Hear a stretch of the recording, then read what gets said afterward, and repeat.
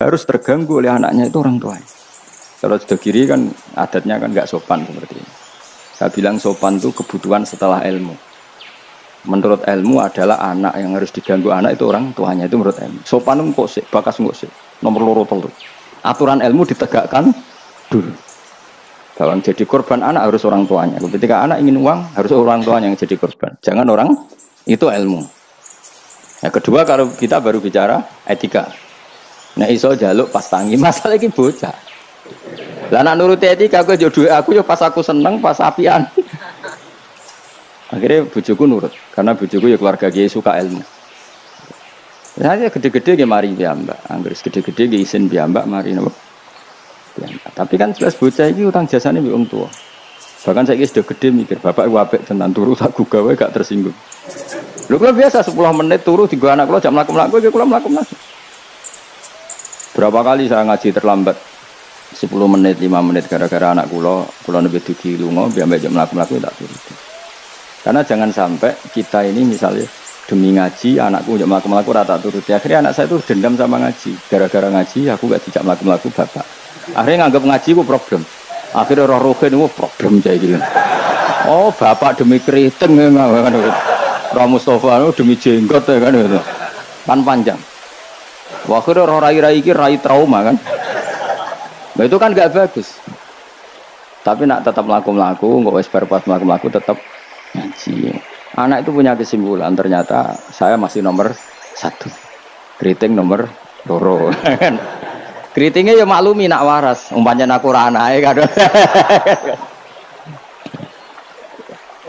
Makanya saya itu dugaan saya, kenapa Rasulullah ketika beliau sujud Hasan Husain ini menganggap Rasulullah tiga jaran-jaranan, cara Jawa tiga napa? Rasulullah ditumpahi oleh Hasan, si masyhur itu Hasan. Ya tentu Hasan Husain tapi sing ning riwayat itu Hasan. Iku Rasulullah lama sekali sujud. Sampai sahabat itu karena saking dekatnya wahyu, zaman itu cara berpikir ahadasa fihi syai'un atau ahadasa fin nabi syai'un. Apa nabi ada wahyu baru sehingga sujud selama itu. Jadi sahabat belingu ya penting. Akhirnya orang sing ndak rugen-rugen niku ndak. Mergo sujudnya agak wajar apa? Kan nabi kan tentu istiqomah. Biasanya 2 menit ya 2 menit, biasanya 1 menit. Ini kok sampai 5 menit semua. Akhirnya sahabat sing gak terima ndak. Iki ada wahyu baru bahwa aturan sujud harus selama itu. Enggak. Jebule ono Hasan. Oh iki to perkara ne. Tapi baru kayak sahabat beling iki ono riwayate. Cara dekne ra nginceng. Jadi kadang beling ya penting. Tapi sing beling ben sahabat ya. Mergo tetep akeh ganjarane. Iki ora usah salat dangak-dangak ngono ora usah. Kau belingi sahabat paling ngono belingmu kebablas. Akhirnya Nabi ngendikan, tadi saya sujud, sebetulnya saya ingin standar, ingin istiqomah, tapi ada cucu saya. Alasannya Nabi, ben putuku ramangkel be aku. Jangan sampai kebaikan itu jadi problem bagi anak cucu kita. Coba misalnya Nabi bagi nyarah saiki. Tak cilik nemu tok ora usah nembut biasanya. Itu nek ana cah cilik teko jare karena khotibe tersinggung, pidato ora dirungono. Dia momen jadi khotib kan ngono kok diganggu apa? Biasanya sing ngamuk khotib. Dulu pernah beberapa masjid itu kayak pengumuman anak kecil kan. Iku sing nglawan ku tangan sekitar ku. Ben dolanan nang masjid. Dolanan nang gerbang malah kowe sudah bingung. Ngrame ya ya gak wong khotbah, gak penting syarat rukun. Secara aku niku wis ra penting, penting wis kula cumanten ora tau meneliti. Tapi yang saya pastikan gini ya, secara ilmu itu muqaddam alal adab. Ilmu itu harus didahulukan alal adab. Ada hal-hal tertentu yang menang adab, tapi yang ilmu yang tidak wajib. Tapi nak ilmu fardu ain pasti menang. Jadi ya mau tadi misalnya. Akhirnya anak kula nggih biasa gugah kula, nganti saiki nggih biasa. Dengan terutama sing alit, sing gede dia izin dhewe. Karena tadi bojo kula tak omongi ngono, nek ape lunga tadi kepentingan harus gugah saya gugah. Yang harus diganggu seorang istri adalah suaminya. Supaya aturan main itu jelas. Loh, mbak dalam saya saja berani gugah saya. Karena tak atur mbak dalam saya yang bagian ibu, tak kaidah. Kali ibu gerah, saya di rumah gugah, totok. Jika supir kula ya wani. Karena itu kaidah. Jangan sampai misalnya ibu gerah jam 1:30 karena etika nunggu Gus Bak wungu misalnya. Itu kan parah. Terus akhirnya sampai subuh. Jadi ilmu itu harus muqaddam apa? bahwa ibu itu segala-galanya. Sampai sekarang, saya beberapa kali setengah dua ditotok Mbak Dalem atau Kang Dalem. Gus ibu gerak ini, saya bangun langsung bawa ke rumah sakit. Etika itu badal ilm. Jadi ketentuan ilmu itu nomor. Iya, gue cukup. Wong anak iki kok delok TV itu rasa etika. Tapi mesti mbok pikir gak delok ning omah tapi delok ning tangga. Apik diganggu wong tuane mbek ganggu tanggane. Lho ganggu tangga misale ngono, tapi tanggane seneng. Misale wong ibu-ibu kok pengen delok Angling Darmo, anak delok Teletubbies, ya kan ora sambung. Tetep ganggu. Ibu-ibu di selera enggak misalnya. Misalnya kemudian delok sinetron, anak delok Teletubbies misalnya. Ayo, Mustafa delok film ISIS misalnya. Kan jenenge wong kan selerane beda-beda. Naruh kan delok bolot misalnya kan. Wong aku es kiai, celok wong alim. Misalnya aku delok TV nganti saiki ya mak lampir. Mergo ora mikir, aku pokoke seneng delok TV ora mikir. Bojoku ya eskal. Nah, cawe itu kan seneng delok film wong ayu-ayu, mergo delok penampilan iso. Nah, aku seneng delok mak lampir, Angling Darmo sing lucu-lucu, sing mokal. Dadi karwan ra tak pikir ngono. Mergo aku tahu dikelui kiai delok sinetron, ana pemeran sebagai ustad. Terus ustad iku fatwa ning TV dipikir ndak tenan fatwa iku. Lha sinetron kok mbok pikir. Sing merano ustad iku. Ya sing merano ustad kan kadang fatwa gitu. Lah kiai iki delok tersiksa mbek fatwa ustad iki. Tadi kan ulun tersiksa Gus mbek fatwa ustad sing TV. Ustad sapa? Pemeran ustad. Lah nama lampir kan gak mungkin dia mikir fatwane mak lampir.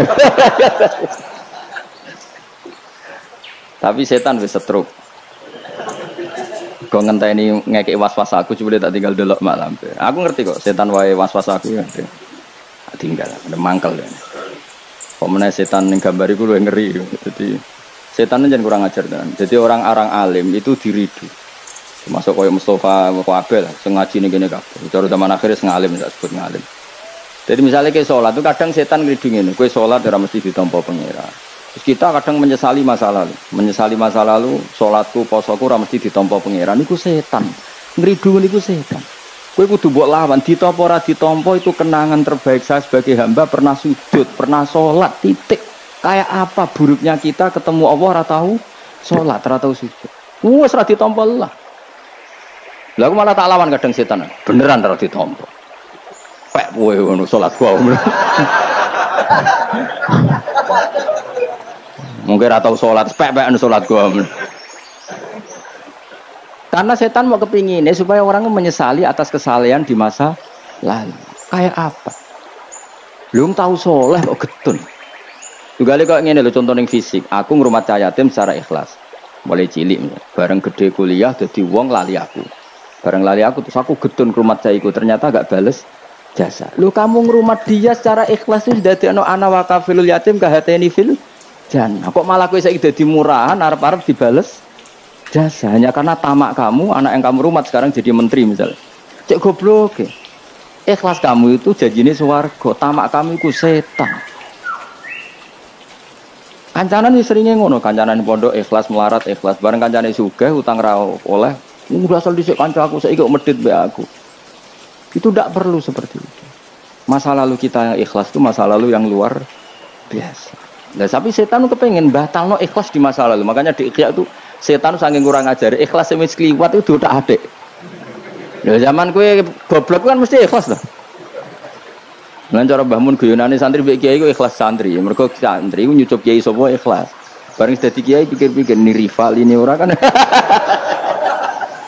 Bisa asal kiai dicucup zaman santri ya ta. Bareng dadi kiai ki rival iki rapati alim iso. Ikhlas dia. Kelakuanem lha apik endi kan. Kamane kok angel temen nerangno. Ayo kelakuanem apik endi zaman mondok biasa iki. Ning bab iku lho. Ah ya, boleh kisi ngomong iki lho. Apik zaman mondok. Wis dadi kiai mikir kan. Monasro kiai politik Mustafa wah sangat menarik cara dia. Jadi, nah, kalau ada setan seperti itu tinggal itu loh mak lampir. Lho kula lah sering dirudu setan. Sampai kadang kula saking ekstrem, meneh ada kuwetan sing ngandani. Umpama Jibril ngandani aku, nek aku ahli neraka, iku tetep aku sujud mbek pengen. Maka kelazimane kawula iku ya sujud mbek pengen. Titik. Meskipun Jibril ora ngalah ngabari ngono, iku ora kowe ya. Cuma nggo nglawan setan harus pakai nama besar.